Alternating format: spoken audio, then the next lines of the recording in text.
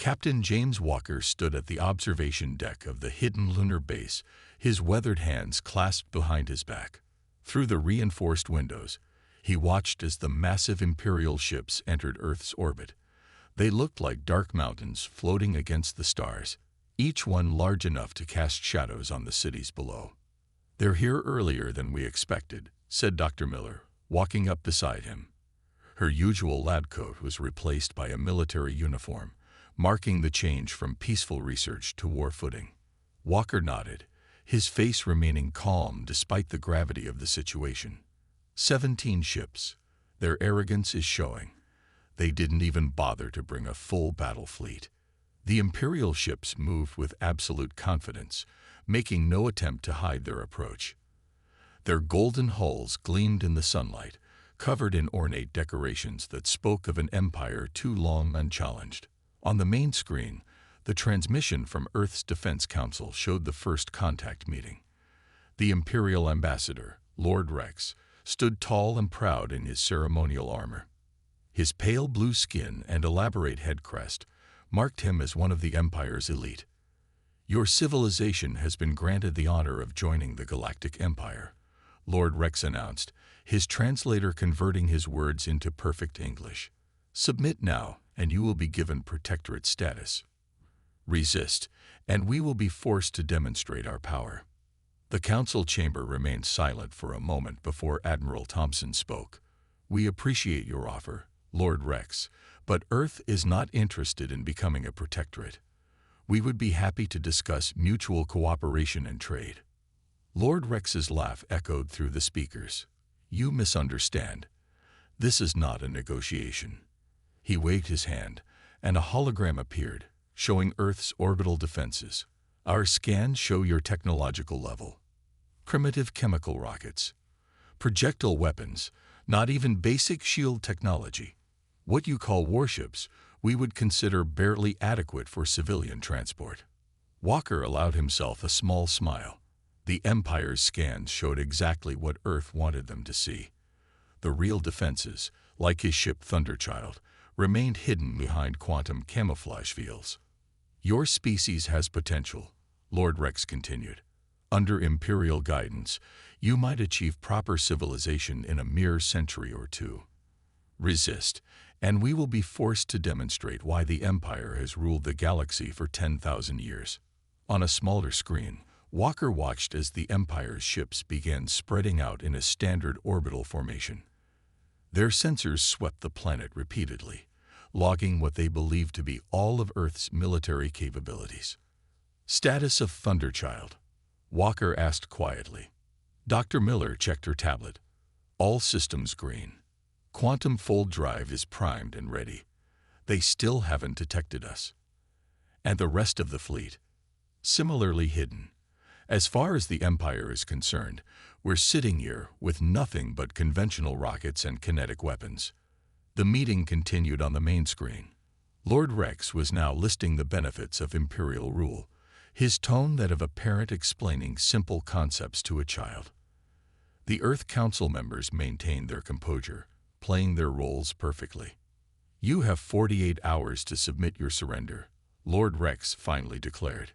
"After that, we will provide a demonstration of Imperial power that will leave no doubt about the wisdom of accepting our generous offer."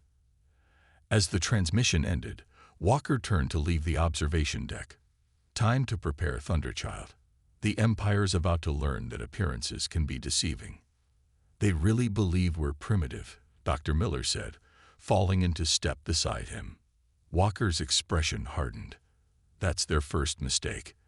They judge technology by how flashy it is. They expect shields and energy weapons because that's all they know." He paused at the doorway, looking back at the Imperial ships. They forgot that sometimes the simplest solutions are the most effective, and they're about to learn that humanity hasn't survived this long by being predictable.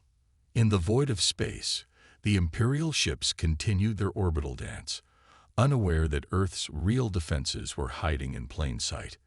The next 48 hours would change the balance of power in the galaxy forever. The underground facility, deep beneath the Rocky Mountains, hummed with activity. Dr. Anna Miller stood before a large window, watching as technicians swarmed around the experimental engine that would change humanity's future. The quantum fold drive gleamed under the harsh laboratory lights, its smooth surface hiding its true power. "Will it work?" Captain Walker asked, stepping up beside her. He looked younger then, less gray in his hair, but his eyes held the same sharp intelligence. "It already does," Miller replied, tapping the glass. "Yesterday's test exceeded all our expectations. The drive didn't just move the test object. It made it vanish and reappear instantly, exactly where we wanted it." Walker nodded slowly. "And you're sure the Empire won't be able to detect it?" "That's the beauty of it." Miller pulled up a diagram on her tablet. "The drive doesn't use conventional propulsion or energy signatures. It folds space itself, creating a temporary tunnel between 2 points. To outside observers, the ship simply disappears and reappears. No trail, no energy wake, nothing to track." In the chamber below, the technicians began preparing the drive for installation in humanity's most advanced warship, the Thunderchild. The ship itself lay in a massive underground dock, its outer hull designed to look like a conventional vessel while hiding revolutionary technology within. "The Empire expects energy weapons," Miller continued, walking with Walker toward the dock. "They'll be looking for shield generators, plasma cannons, all the usual signs of an advanced civilization. But we're taking a different approach." The dock's massive doors slid open, revealing Thunderchild in all its glory. Unlike the Empire's golden, ornate ships, it was sleek and gray, purpose-built for its mission. Its hull bristled with what appeared to be standard railguns and missile launchers, weapons the Empire would dismiss as primitive. "Kinetic weapons?" Walker asked, running his hand along one of the railguns. Miller smiled. "Enhanced with quantum technology. The Empire relies on energy shields, which are excellent at stopping plasma and laser weapons.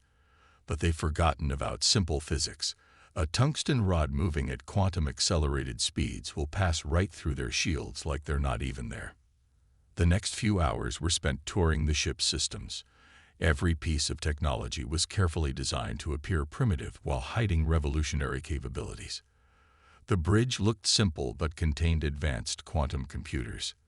The engines seemed like regular fusion drives, but could channel power from quantum space itself. "The key is letting them underestimate us," Walker said, sitting in the captain's chair for the first time. "Every piece of technology they can detect is exactly what they'd expect from a primitive civilization." Miller nodded, checking the quantum fold drive's integration with the ship's systems. "Humanity learned long ago that sometimes the old ways are best. We're not trying to match the Empire's technology. We're bypassing it completely." Over the following months, Thunderchild ran countless stealth tests. It practiced appearing and disappearing, striking targets, and vanishing before anyone could respond. The quantum fold drive worked perfectly, allowing the ship to outmaneuver anything in existence. "Time for the final test," Miller announced one day, standing with Walker on the bridge. "Full combat simulation against Empire-level technology." The simulation began. Holographic Imperial ships appeared in orbit, their golden hulls shining just like the real ones would years later. Thunderchild vanished, reappeared behind them, and struck with its primitive weapons. The quantum-enhanced kinetic rounds passed through the Imperial shields like ghosts, striking with devastating precision. "Perfect," Walker said as the simulation ended. "Now we wait." Miller looked at the test results on her screen. "The Empire won't know what hit them. They'll be looking for energy signatures, shield harmonics, all the wrong things. They'll never expect a primitive civilization to beat them at their own game." As they stood on the bridge, both knew they were preparing for a day they hoped would never come. But when it did, humanity would be ready. The Empire's greatest weakness would be their own arrogance, and Thunderchild would prove that sometimes the simplest solutions were the most effective. The Imperial command ship hung in orbit like a golden sword pointed at Earth's heart. On its bridge, Lord Rex watched the blue planet below with growing impatience. Behind him, His officers gathered around a holographic display showing Earth's pathetic defensive capabilities. "Look at these readings again," Commander Voss said, laughing as he pointed to the scan results. "Their most advanced ships use chemical rockets. Chemical rockets. I haven't seen those outside of a museum." The other officers joined in the laughter, their confidence growing with each new scan. Their ship's sensors showed exactly what they expected: a primitive civilization barely able to reach their own moon. "Their weapons are even more amusing," another officer added. "Projectile launchers and crude missiles. No energy weapons, no shield technology. They're practically defenseless." Lord Rex raised his hand for silence. "Never underestimate any species, no matter how primitive they appear." He paused, looking at the display. "Though in this case, I admit their technology is remarkably basic. Prepare the demonstration strike." Back on Earth, Captain Walker sat in Thunderchild's hidden dock, watching the Imperial fleet's movements on his quantum sensors. The massive ships were arranging themselves in a standard attack formation, their positions revealing their complete confidence in their superiority. "They're not even bothering to protect their flanks," Walker noted, marking the gaps in their formation. "They think we can't reach them." Dr. Miller stood at her station, monitoring the quantum fold drive. "Their overconfidence is spectacular. They've positioned their ships exactly where we'd want them for an ambush." The main screen lit up with another transmission from the Empire. Lord Rex's face appeared, his expression stern and condescending. "People of Earth," he began, his translator making his words sound almost friendly. "Your time grows short. In 12 hours, we will demonstrate the power of the Empire. One of your oceans, the one you call Pacific, will experience a small taste of our capabilities." Walker watched as his crew tensed at the threat. They had trained for this, but hearing their home threatened still stirred their anger. He kept his own expression calm, knowing that emotional decisions now could ruin their carefully laid plans. "After our demonstration," Lord Rex continued, "you will have 12 more hours to surrender. If you refuse, we will begin systematic strikes against your military installations." He smiled, showing teeth that gleamed like polished steel, though calling them military installations is perhaps too generous. The transmission ended, leaving the bridge in silence. Walker looked at his crew, seeing determination replace their initial anger. "Quantum fold drive at full power," Miller reported. "All weapon systems primed and hidden. The Empire's scans still show us as an empty maintenance dock." "Their fleet is spreading out further," the tactical officer added. "They're positioning ships to target major cities, but their spacing is sloppy. They've left dozens of blind spots." Walker nodded, studying the enemy formation. The Empire's ships were arranged like predators surrounding helpless prey. Their weapons were pointed planetward, their sensors focused on the surface. Not one of them was watching the seemingly empty space around them. "They expect us to either surrender or try to fight back with our primitive rockets," Walker said. "They'll be watching the ground for missile launches. They won't be looking for threats from other directions." Dr. Miller checked her readings one final time. "The quantum fold drive can put us anywhere in their formation. One jump, and we can be right in their midst before they know we exist." Walker stood, walking to the center of the bridge. "Prepare for combat stations." Around Earth, the Imperial fleet continued its deployment, their golden ships moving with practiced precision. They had conquered countless worlds this way, and they expected Earth to be no different. In 11 hours, they would learn just how wrong they were. The largest Imperial ship moved into position above the Pacific Ocean, its weapon ports glowing with bright blue energy. On its bridge, Lord Rex stood with his arms crossed, watching the targeting computers lock onto a remote section of the ocean. "Fire the warning shot," he ordered. "Let them see what real power looks like." A beam of pure energy shot from the ship, lighting up Earth's atmosphere like a second sun. It struck the ocean with tremendous force, sending massive waves in all directions. Steam rose from the impact point, creating a column of water that reached toward the sky. "Impressive demonstration, my lord," Commander Voss said, bowing slightly. "Surely now they will." He never finished his sentence.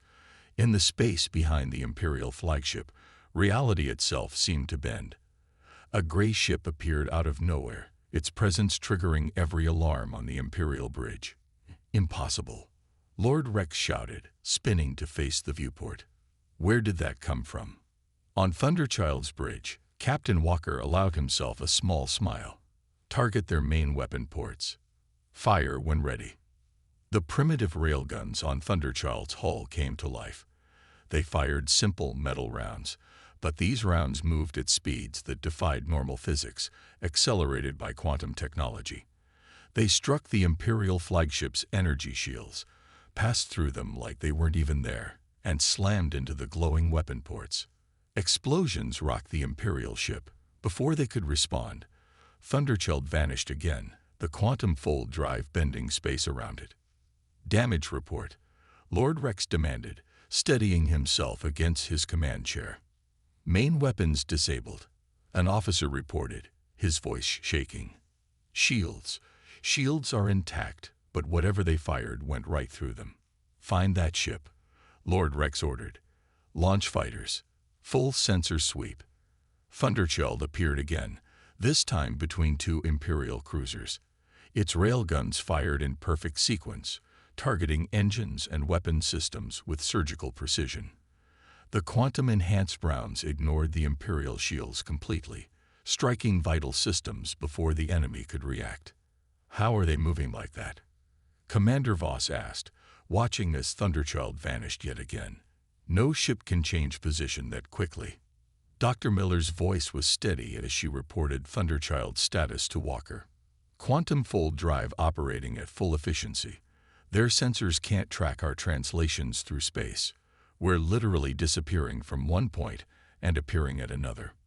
Walker nodded, studying the tactical display. The Imperial fleet was falling into chaos. Their rigid formation, designed to intimidate Earth, now worked against them. Their ships were too far apart to support each other effectively. "Keep targeting weapons and engines," Walker ordered. "No unnecessary casualties. We're teaching them a lesson, not starting a war." Thunderchild blinked in and out of existence, appearing at seemingly random points around the Imperial fleet.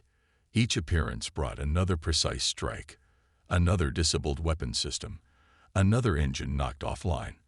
The Imperial ships fired blindly into space, their energy weapons useless against an enemy they couldn't track. On the Imperial flagship's bridge, Lord Rex watched in growing horror as his fleet was systematically picked apart by a single ship. His mighty vessels, terror of 1,000 worlds, were being disabled by weapons that his sensors still insisted were primitive projectile launchers. "My lord," Commander Voss reported, his earlier confidence gone. 3 ships have lost main power. 5 more report critical weapon system failures. We can't target them. They move faster than our computers can track." Lord Rex gripped his command chair, his face dark with rage. The humans had tricked them completely. What looked like primitive technology was anything but. Somehow, they had created weapons and defenses that operated on principles the Empire had never seen before. "All ships," he ordered, "fall back to defensive positions. Recall all fighters. Ready thee." Thunderchild appeared directly in front of his bridge viewport, its gray hull filling the entire view. Its railguns turned to face the bridge, a clear message that the Empire's demonstration had backfired completely. The first battle for Earth was about to become a legend throughout the galaxy, but not the kind the Empire had planned. The space around Earth had become a battlefield unlike anything the Empire had ever seen. Their golden ships, each one bigger than a small city, moved in desperate patterns trying to catch the single gray vessel that was systematically taking them apart. "Target that ship," Lord Rex shouted as Thunderchild appeared again, this time above his fleet. How can our targeting computers not lock onto something so close? The Imperial gunners tried their best. Energy beams from a dozen ships lit up space, but they were always firing at where Thunderchild had been, not where it was. The human ship would appear, fire its devastating kinetic weapons, and vanish before the Empire's advanced targeting systems could even register its presence. On Thunderchild's bridge, Walker watched the enemy fleet's formation crumble. The Empire's ships, designed to fight in perfect, rigid patterns, were breaking ranks. Some were clustering together for protection, while others were spreading out to avoid being easy targets. "They're making more mistakes," Walker noted, pointing to a group of Imperial cruisers. "Look how they've bunched up. One shot could disable all 3 ships' sensor arrays." Dr. Miller nodded from her station. "The quantum fold drive is giving us a perfect attack position every time. Their computers can't understand how we're moving. They're still trying to calculate traditional flight paths." Thunderchild blinked into existence between the clustered cruisers. Its railguns fired once, the quantum-enhanced rounds passing through multiple ship shields and taking out their sensors in a single strike. Before the cruisers could respond, Thunderchild was gone again. "Incoming," the tactical officer shouted. A wave of Imperial fighters had launched, hundreds of small golden ships filling space with energy beams. Walker remained calm. "They think more ships will help them. Show them why they're wrong." Thunderchild appeared in the middle of the fighter screen. The small Imperial ships tried to surround it, but the quantum fold drive made such tactics useless. Thunderchild blinked from point to point, its defensive guns firing regular bullets that needed no quantum enhancement to deal with the lightly armored fighters. "My lord," Commander Voss reported on the Imperial flagship, "we've lost 60% of our fighter screen. Our remaining pilots report they cannot establish target lock. The human ship. It's like fighting a ghost." Lord Rex watched another group of his fighters scatter as Thunderchild appeared among them. His mighty fleet, which had conquered hundreds of worlds, was being humiliated by a single vessel using weapons his officers had laughed at just hours ago. "Launch everything," he ordered. "All remaining fighters, all assault craft. Surround them with so many targets they can't possibly." The deck shuddered as another precise hit from Thunderchild disabled their launch base. Across the fleet, other ships reported similar strikes, each one targeting exactly the systems the Empire was trying to use. "They're predicting our every move," Voss said, his voice filled with disbelief. "How can they know our tactics so well?"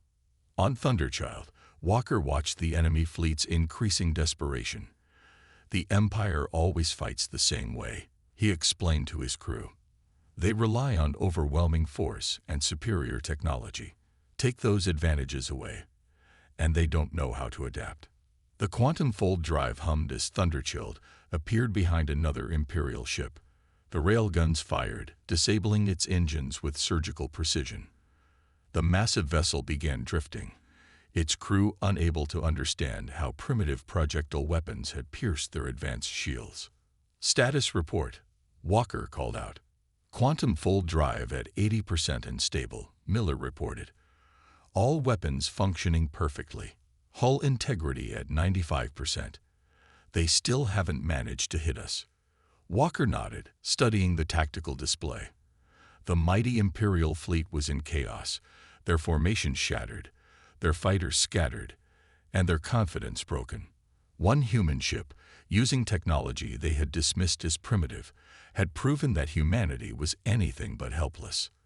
The battle wasn't over, but its outcome was becoming clear. The Empire was about to learn that true advancement wasn't about having the flashiest technology. It was about using what you had in ways your enemy never expected. Lord Rex stood on his flagship's bridge, watching as his mighty fleet fell into further disarray. Half his ships were either disabled or struggling with damaged systems. The others were firing blindly into space, hoping to hit the ghost ship that appeared and disappeared at will. "My lord," Commander Voss called out, "Imperial Command responds to our distress signal. They're sending reinforcements. 3 battle groups will arrive within the hour." A small smile crossed Rex's face. "Let's see how this human ship handles 300 Imperial vessels instead of just 17. On Thunderchild's bridge, Walker received the news of incoming reinforcements with calm determination. He opened a channel to Earth Command. "This is Walker. Enemy reinforcements incoming. Request permission to proceed with Phase 2. The response came immediately. Permission granted, Captain. Show them what Earth can really do. Walker turned to Dr. Miller. Signal the defense platforms. It's time to wake them up. Around Earth, something remarkable began to happen. What had appeared to be ordinary communications satellites and space debris started to move. Hundreds of small platforms, hidden by the same quantum technology that concealed Thunderchild, revealed themselves. On the Imperial flagship, alarms began blaring. "My lord," an officer shouted. "New contacts appearing everywhere. Our sensors, they're reading weapons, hundreds of them." Lord Rex rushed to the tactical display. All around his fleet, new targets were appearing.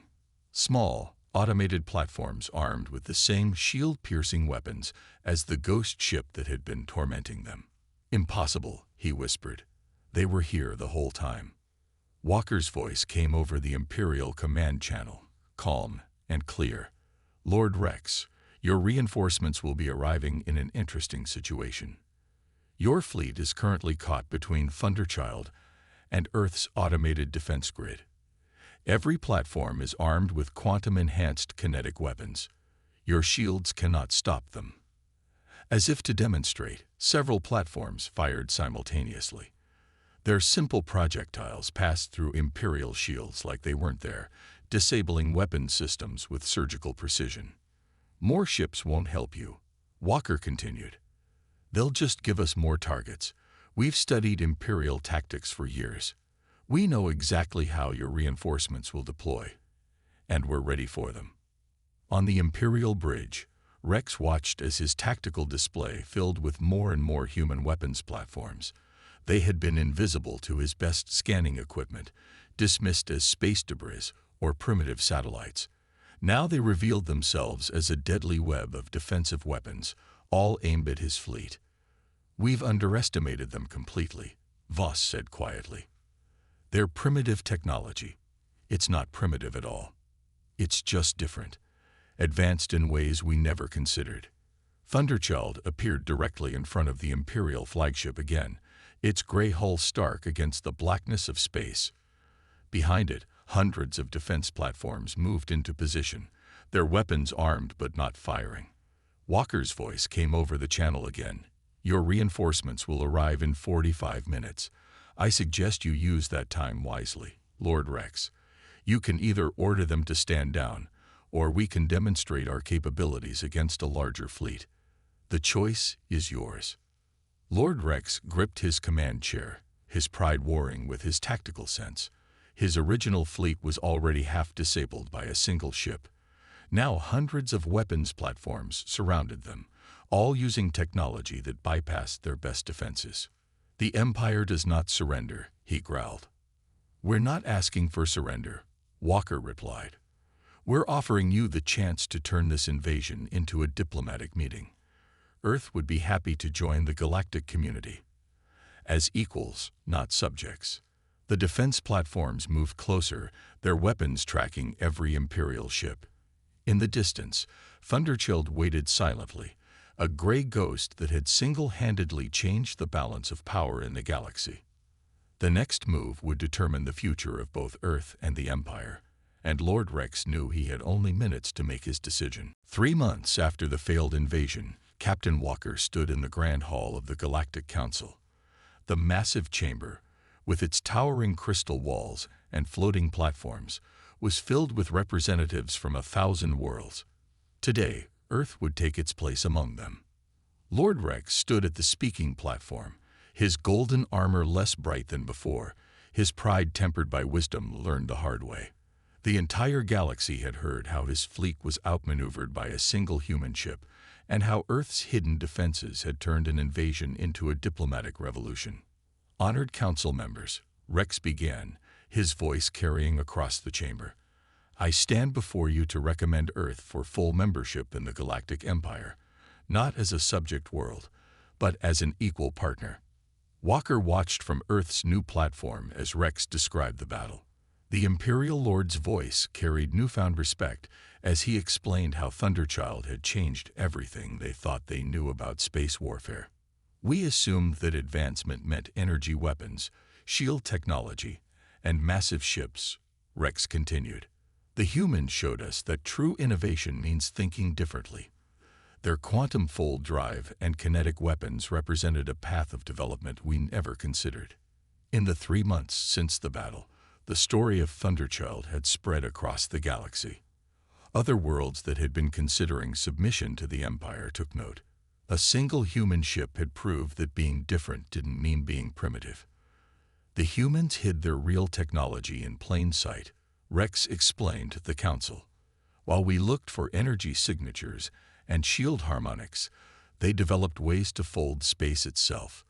While we built bigger ships and stronger shields, they created weapons that didn't need to overpower defenses, just bypass them completely. Dr. Miller, standing beside Walker, smiled as she looked at the technical diagrams floating above the council chamber. The Empire scientists were still trying to understand how Thunderchild's systems worked. They couldn't quite grasp that sometimes the simplest solution was the best one. Earth's defensive grid remains active, Rex continued, protecting their world with technology that proves there are many paths to advancement. Their willingness to share some of their innovations while maintaining their independence shows they are ready for membership in the galactic community. Walker thought back to the day of the battle, when the Imperial reinforcements had arrived to find their main fleet caught between Thunderchild and hundreds of defense platforms. Lord Rex had chosen wisdom over pride, opening diplomatic channels instead of risking a larger defeat. The council members murmured among themselves, impressed by both human ingenuity and restraint. Earth could have used their advantage to inflict serious damage on the Empire. Instead, they had chosen to disable rather than destroy, to talk rather than conquer. The Empire has ruled the galaxy for 10,000 years, Rex concluded, but Earth reminded us of something we had forgotten. True strength isn't about having the most powerful technology. It's about using what you have in clever and unexpected ways. The Council voted unanimously to accept Earth as a full member of the galactic community. As Walker stepped forward to accept Earth's membership seal, he saw respect in the eyes of the assembled aliens. Not fear, not submission, but genuine respect. Captain Walker, Lord Rex said quietly as they left the chamber, I must know, did we ever really see all of Earth's capabilities? Walker smiled, thinking of the other innovations hidden in Earth's labs and shipyards. Let's just say that Thunderchild taught the galaxy an important lesson. Never assume that different means inferior. Sometimes being underestimated is the greatest advantage of all. As they walked through the council halls, representatives from other worlds nodded in greeting. The story of how one human ship had changed the balance of power would be told for generations. But more importantly, it had created a new understanding in the galaxy. That advancement could take many forms, and that wisdom meant being open to new ways of thinking. Thunderchild's victory hadn't just saved Earth. It had shown the galaxy a better way forward, where diversity of thought and technology made everyone stronger.